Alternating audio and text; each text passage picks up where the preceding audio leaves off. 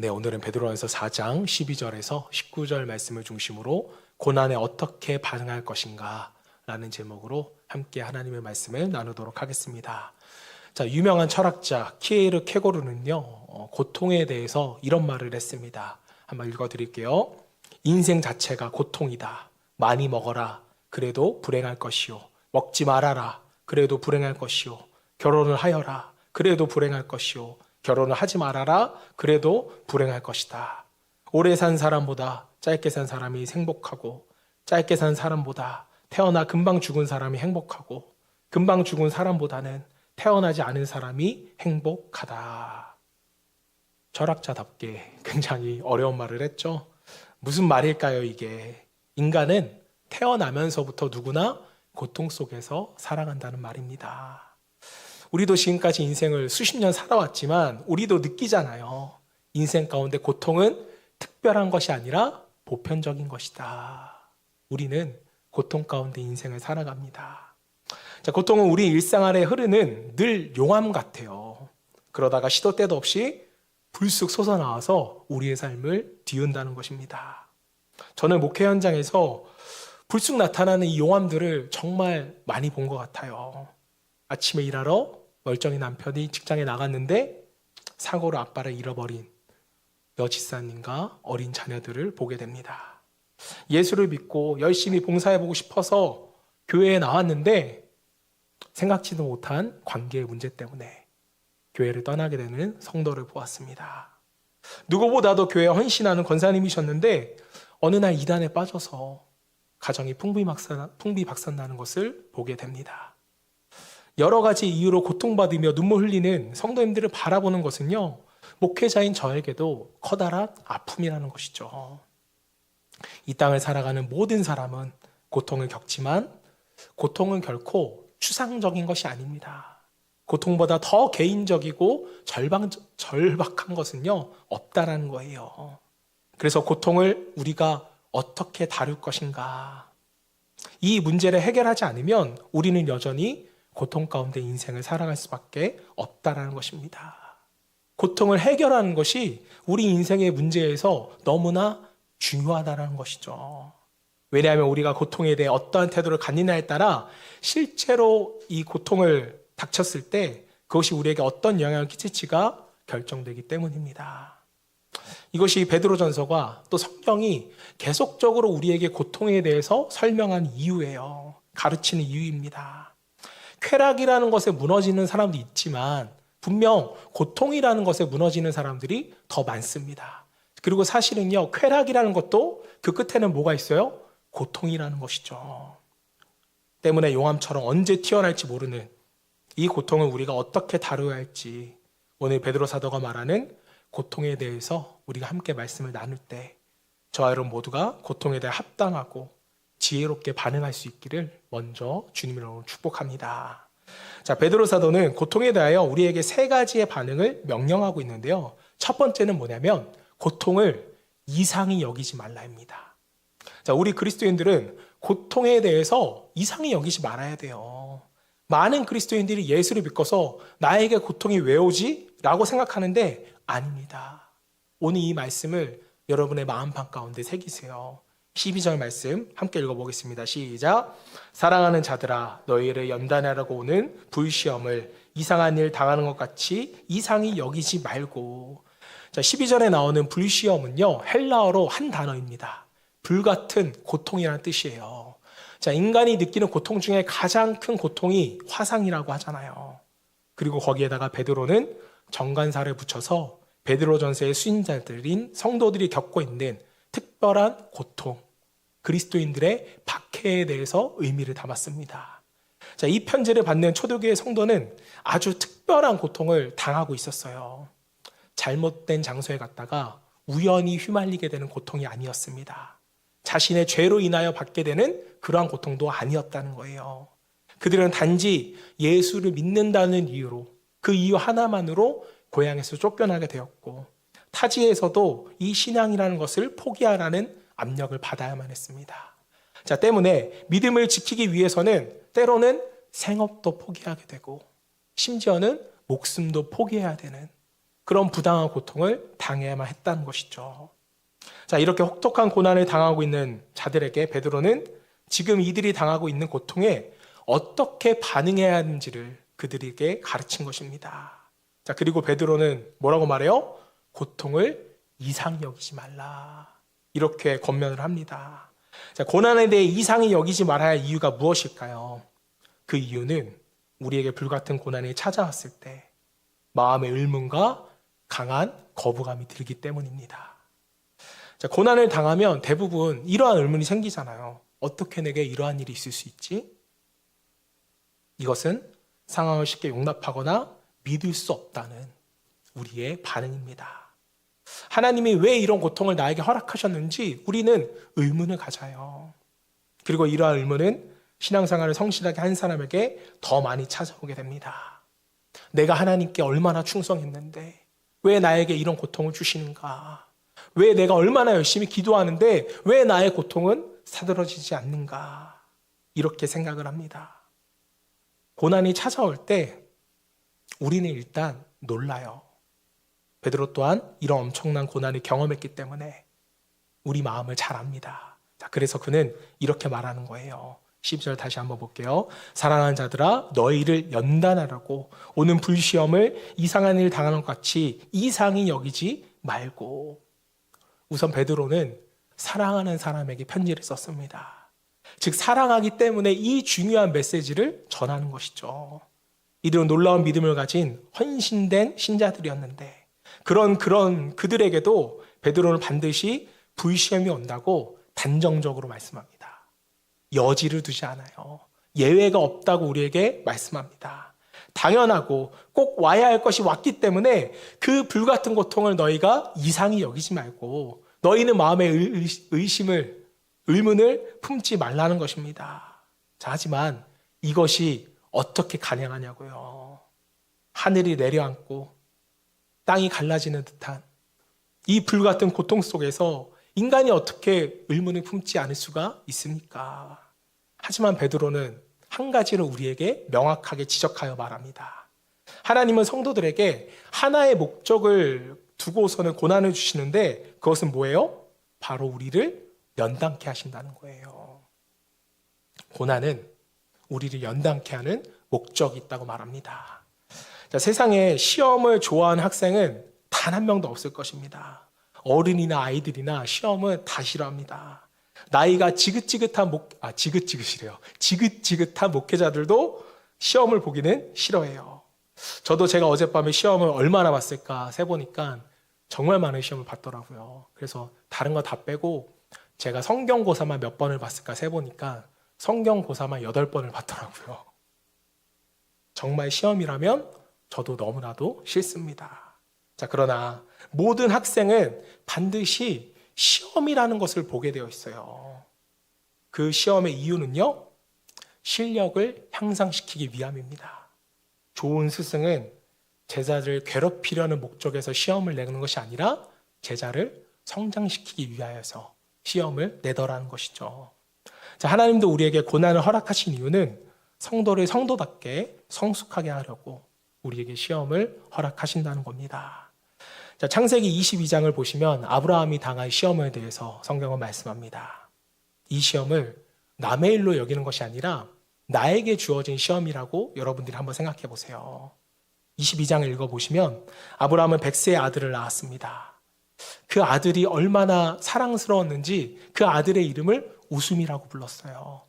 이삭의 뜻이 웃음이잖아요.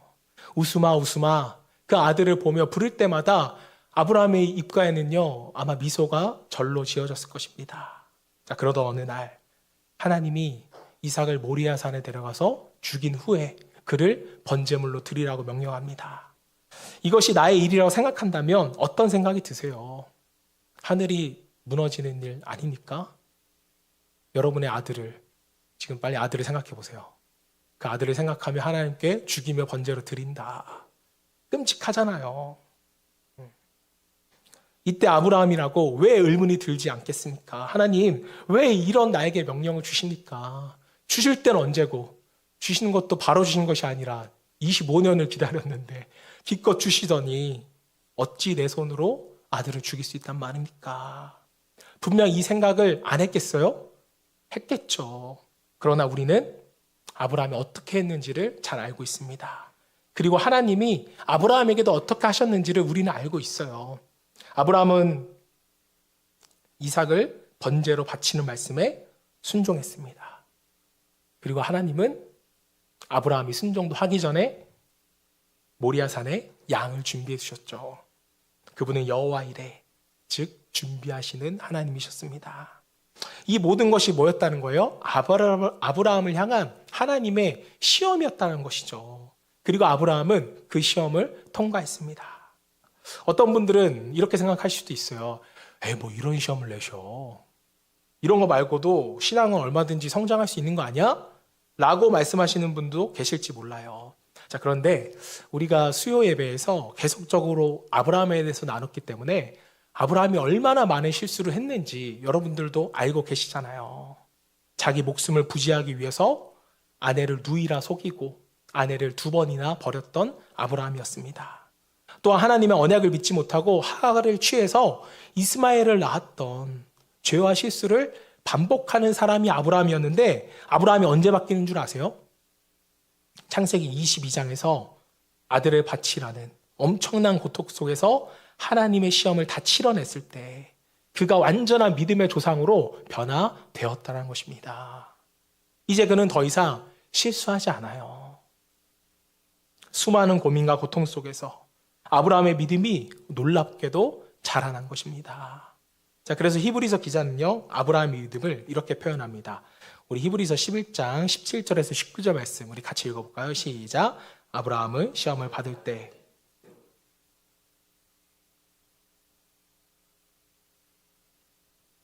그에게 이미 말씀하시기를 내 자손이라 칭할 자는 이삭으로 말미암으리라 하셨으니 그가 하나님이 능히 이삭을 죽은 자 가운데서 다시 살릴 줄로 생각한지라. 비유컨대 그를 죽은 자 가운데서도 도로. 자, 하나님은요 아브라함과 뭘 맺으셨어요? 언약을 맺으셨어요. 이삭을 통해 태어날 후손이 바다의 모래알처럼 하늘의 별들처럼 많을 것이다. 자, 그런데 그렇게 약속하신 하나님이 이삭을 죽이면 어떻게 되겠어요? 하나님의 언약이 깨지는 거잖아요. 자, 그래서 아브라함은요, 설령 자기가 아들을 죽여도 하나님이 살리실 것이라는 믿음이 있었다는 거예요. 연단을 통한 엄청난 믿음이 아브라함 가운데 있었습니다. 자, 여러분, 아브라함은요, 아들을 죽여야 한다는 그 고통에 함몰되지 않았어요. 상황을 보지 않았습니다. 누굴 봤어요? 신실하신 언약의 하나님을 보았다는 것입니다. 하나님을 바라봤어요. 그래서 이삭을 바칠 수가 있었습니다. 그리고 신실하신 하나님께서는 이삭을 대신할 어린 양을 준비하셨습니다. 정말 혹독한 고민 가운데 아브라함의 믿음이 자라난 거예요. 그냥 아브라함이 믿음의 조상이 된 것이 아니라는 겁니다. 자, 사랑하는 여러분, 아브라함도 그렇고 이유 없는 고난을 당했던 욥도 그렇고 믿음의 선진들이 보였던 고통에 대한 반응을 자세히 살펴보면 그들은 고통 앞에서 왜라는 질문을 하지 않습니다. 왜 나에게 이러한 고통을 주시지? 왜 내가 이렇게 된 것이지? 이런 왜를 붙이지 않아요. 자, 하지만 우리는 정말 극심한 고통이 찾아오는 순간 우리는 뭐라고 말해요? 왜 그러지? 왜 하나님 나에게 이런 고통을 주시지? 우리는 왜라는 질문과 함께 하나님께 따집니다. 자, 그런데 아브라함은 따지지도 않고 욥도 따지지 않아요. 욥이 뭐라고 했는지 한번 볼까요? 욥기 23장 10절 말씀 함께 봉독하겠습니다. 시작. 그러나 내가 가는 길을 그가 아시나니 그가 나를 단련하신 후에 내가 순금같이 되어 나아오리라. 우리가 오늘 함께 찬양했잖아요. 그들은 고통 앞에서 고통에 대한 이유와 의문에 대한 해답을 찾기보다 하나님을 그저 신뢰하기로 작정했다는 거예요. 이 고난을 통하여 나를 순금같이 변화시키겠지. 나는 순금같이 존귀한 존재가 되겠지. 이렇게 바뀌게 우리를 변화시킬 하나님을 믿고 신뢰하며 고백한 것입니다. 저 여러분 모두가 우리가 알지 못하는 고통의 이유에 집중하는 것이 아니라 하나님을 바라봄으로써 그가 우리를 단련하시고 순금같이 순전한 믿음으로 변화시킬 것을 기대하며 고난을 견뎌낼 수 있는 저와 여러분 되시기를 주님으로 축복합니다. 자, 한 발 더 나아가서 그리스도인들은 고통에 어떻게 반응해야 하는가? 사도 베드로가 명령한 두 번째는요, 고통을 즐거워하랍니다. 자, 성도는 고난이 올 때 이것을 이상하게 여기지 말아야 할 뿐만 아니라 여기서 한 걸음 더 나아가 하나님은 한 가지의 반응을 더 요구하셨어요. 그것은 무엇이냐? 바로 고통을 즐거워하라는 것입니다. 13절 상반절 말씀. 오히려 너희가 그리스도의 고난에 참여하는 것으로 뭐하라? 즐거워하라. 베드로는 우리가 고난 앞에서도 즐거워해야 한다고 말씀합니다. 하지만 이게 가능한 이야기예요? 베드로는 그 이유를 이렇게 말합니다. 13절 하반절 말씀. 이는 그의 영광을 나타내실 때 너희로 즐거워하고 기쁘게 하려 함이라. 베드로의 논지는 명확해요. 하나님의 목적에 따라 우리에게 주어지는 고난은요, 훗날 우리에게 다가올 소망과 연결이 되었다는 거죠. 구원받는 자들에게 고난은 결코 끝이 아니라는 겁니다. 믿는 자의 고난은요, 반드시 하나님의 영광과 연결되어져 있어요. 만약 우리에게 다가온 불같은 고난을 이상하게 여기지 않고 하나님이 우리를 연단하시는 연단으로 생각을 하고 이것을 인내하고 즐거워한다면 훗날 고난과 시험은 우리에게 분명히 복이 된다라고 성경은 말씀하는 겁니다. 심판의 날에 우리의 고통이 상급이 된다는 거예요. 이 상급이 있기 때문에 우리는 고난 속에서 분명하게 즐거워할 수 있는 것입니다. 자, 물론 모든 고난이 우리의 상급이 되는 것은 아니에요. 그래서 베드로는 이렇게 덧붙였습니다. 15절 말씀. 너희 중에 누구든지 살인이나 도둑질이나 악행이나 남의 일에 간섭하는 자로 고난받지 말려니와.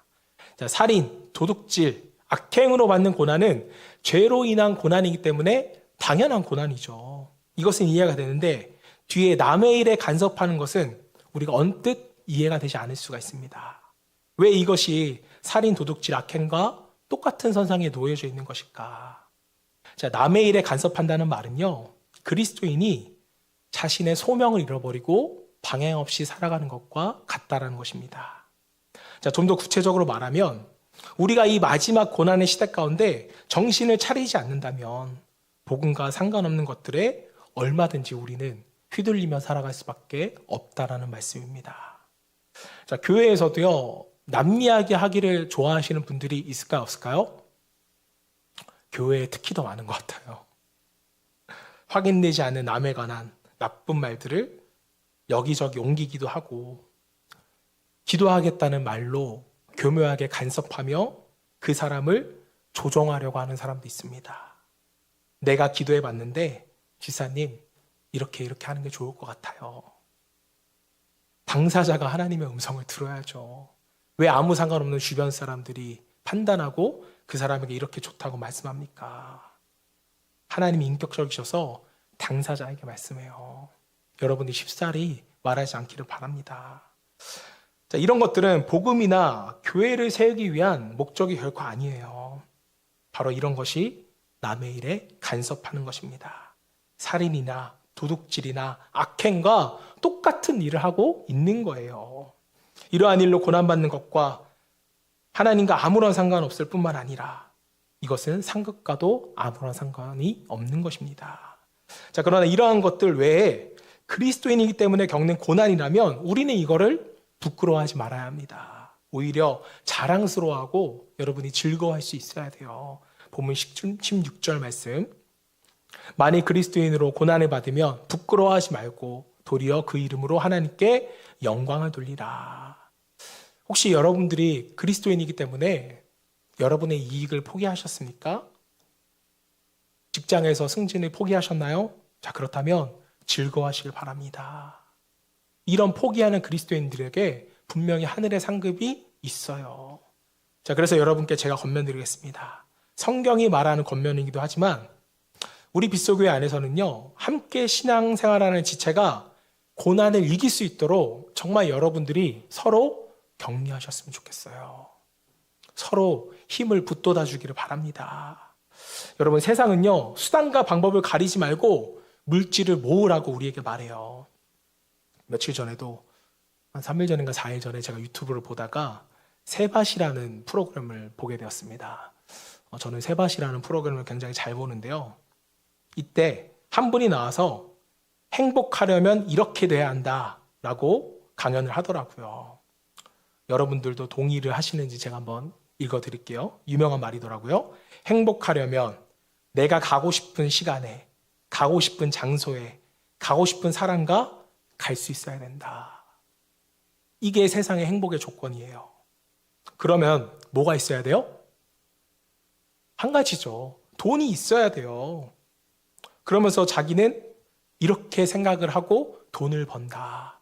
여러분이 이렇게 생각해야 세상에서 성공한다. 라면서 강연을 이어가더라고요. 이분이 크리스찬이셔서 간증도 나오시는 분인데 강연이어서 그런지는 몰라도 정말 모든 강연의 내용이 세상의 논리로 이어져 가더라고요. 원하는 시간, 원하는 장소, 원하는 사람. 이게 다 경제적으로 자유해야 이게 가능하잖아요. 자기는 이게 가능하다고 하더라고요. 자기는 강연하고 식당을 이제 하는데 식당 매출이 연간 몇십억이라고 말하더라고요. 너무 세상의 풍조로 크리스찬이 말해서 저는 좀 기분이 언짢았습니다. 자, 그런데 교회조차도 이런 풍조를 따르는 경우가 얼마나 많아요. 돈이 많아야 뭘 할 수 있다고 생각해요? 장로할 수 있다고 생각하잖아요. 목사로서 권면을 드립니다. 부탁드리는데 교회 안에서 돈 버는 이야기 하지 마세요. 그 전에 누가 했다는 것이 아니니까 얼마를 벌었네, 얼마를 날렸네. 교회는 이런 이야기를 하는 곳이 아닙니다. 정말 오해하지 마시고 들으세요. 과거의 실패와 성공을 통하여서 하나님을 알게 되고 이것을 지혜롭게 간증하는 것은 너무나도 좋아요. 이것은 경험을 통한 믿음이고 간증이잖아요. 하지만 주를 위한 것과 상관없이 요즘은 이게 돈이 되더라. 내가 이렇게 했더니 얼마를 날렸더라. 이런 물질적인 관점에서의 이야기는 교회에서 하는 것이 아닙니다. 주를 위하여 무엇을 손해볼까? 무엇을 우리가 더할 수 있을까? 이걸 위하여서 우리가 논의하는 곳이 교회 아니겠어요? 교회와 성도는 하나님의 말씀대로 선을 행함으로 인해 고난을 받는다면 그 고난을 즐겁게 받으라고 서로 격려할 수 있는 그런 모임의 공간이 되어야 하는 것입니다. 자, 왜냐하면 우리의 소망은요, 세상에 있는 것이 아니라 어디 있어요? 하늘에 있잖아요. 하늘나라의 상급이 우리의 소망이 되어야 하는 것입니다. 우리가 주님께 소망을 두고 그렇게 고난을 당하고 믿음을 지킬 때 우리가 받는 모든 고난은요, 하나님께 영광이 되어지더라는 거예요. 그리고 훗날 그 결과는 말할 수 없는 상급과 면류관으로 우리에게 찾아오는 것입니다. 자, 그러므로 고난이 올 때 이상하게 여기지 마세요. 오히려 이것을 즐거워할 수 있는 저 여러분 되시기를 주님의 이름으로 축복합니다. 자, 마지막으로 그리스도인들은 고통에 어떻게 반응해야 할까? 베드로가 명령하는 세 번째는요, 고통을 을탁하라입니다. 고통을 을탁하라. 우리는 고난을 당할 때 하나님을 을탁해야 돼요. 19절 말씀. 제가 기침 감기약을 먹었더니 입이 굉장히 마르네요. 그래서 함께 같이 봉독해 드리도록 하겠습니다. 시작.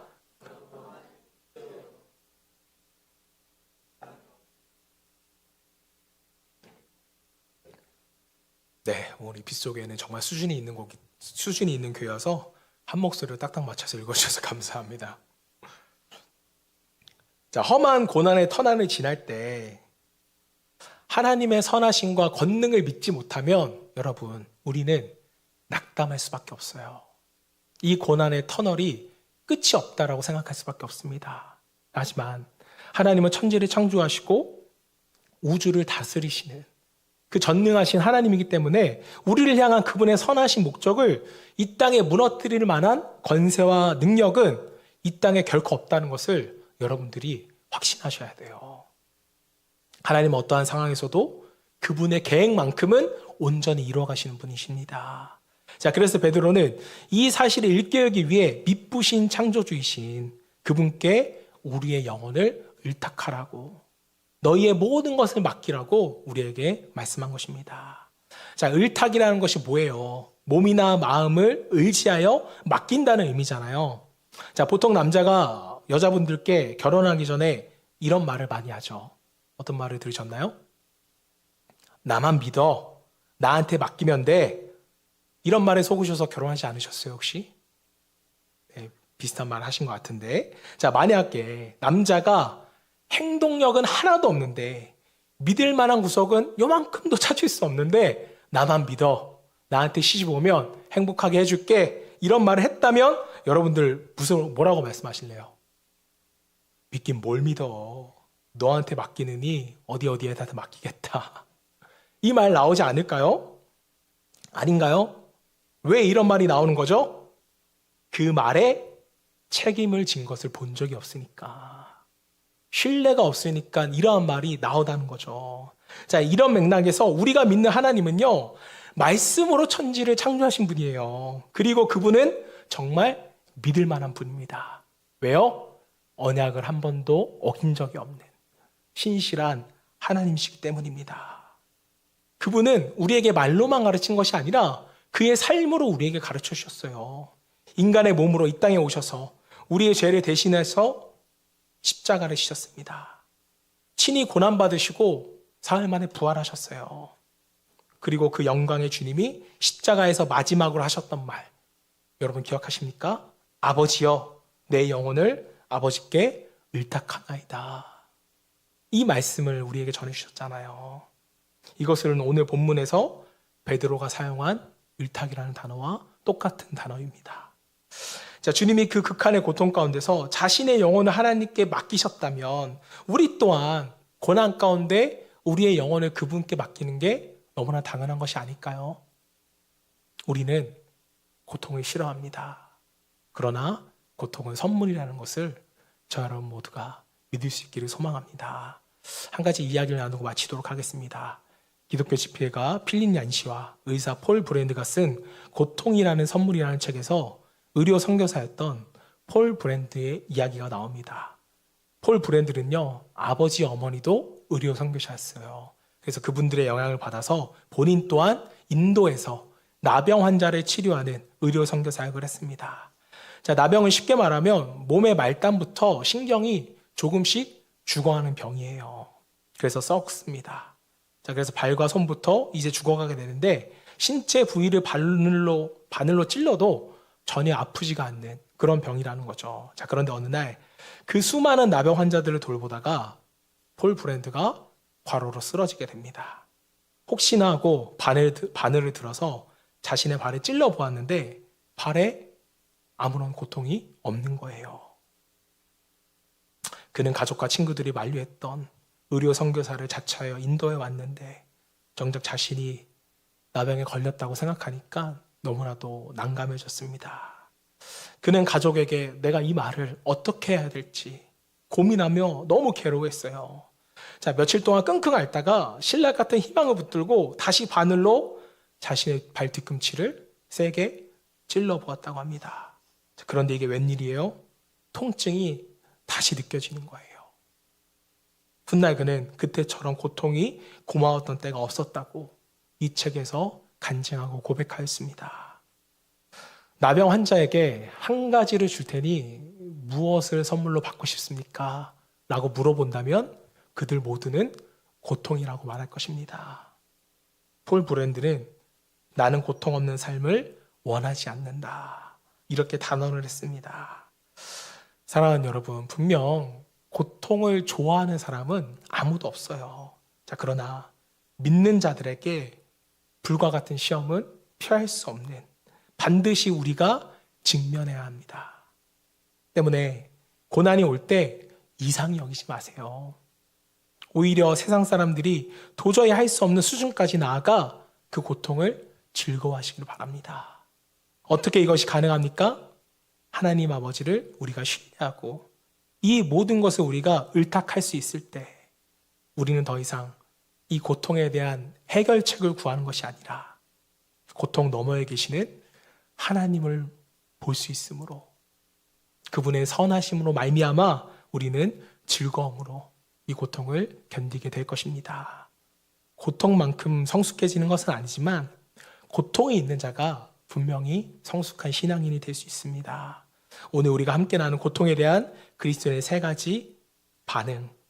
고통을 이상하게 여기지 말고 고통을 즐거워하며 고통을 하나님께 의탁드림으로써 믿음으로 성장할 수 있는 저와 여러분 되시기를 주님의 이름으로 축원합니다.